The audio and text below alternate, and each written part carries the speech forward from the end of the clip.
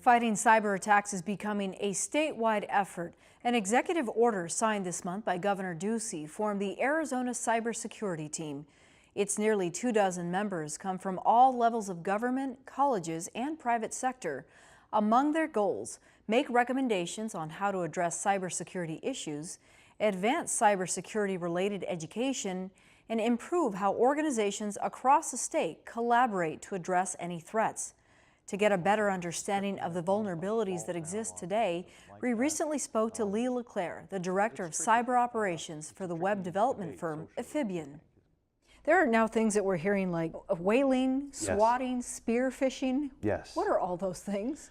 So spear phishing is basically a typical phishing attack is just a general thing. Everybody's gotten those emails that talk about a Nigerian banker or whatever. Spear phishing is a much more dangerous type of thing. If I was going to spear phish you, what would happen is I basically investigate why would I choose you as a target. Once I figure out why it would be good to target you in particular, I then do research around your entire, social habits, where you went to school, and I craft an email that looks like it came from somebody that you actually know about a topic that you're actually interested in.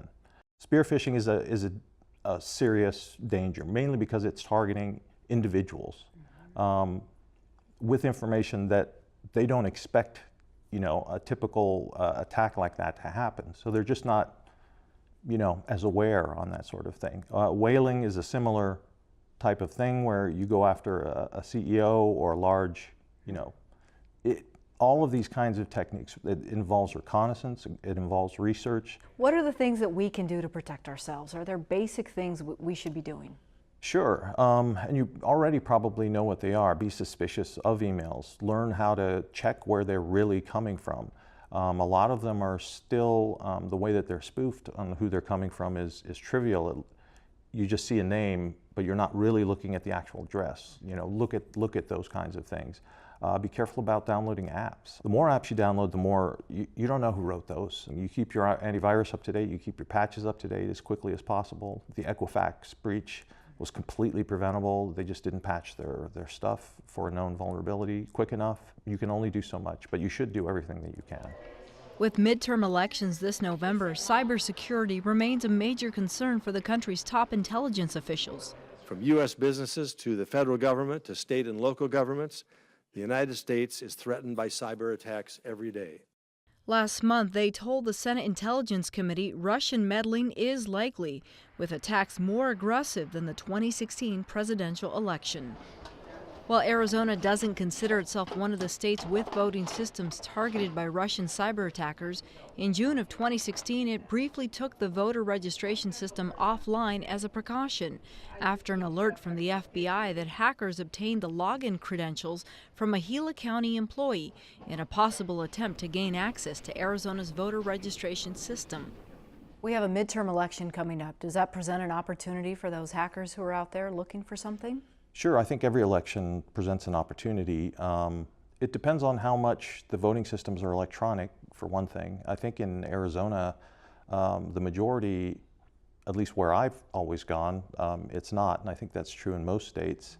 So directly over the internet, it seems unlikely just because we're largely still using paper-based ballots.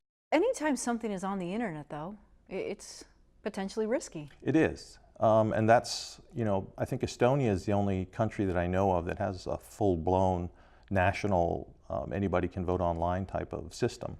But it's somewhat complex. Everybody is issued a digital ID card, and that's what they use to do their voting. That system isn't perfect either. I think no system really is. Anything that you do online certainly will be targeted. It's typically more difficult with voting machines because they aren't typically connected to the internet. They're typically connected on private networks and stuff, but so little is known about them that it's difficult to say exactly how they could be compromised, but almost anything can be. I actually kind of like the paper mechanism. It still works. The old ways are not always so bad.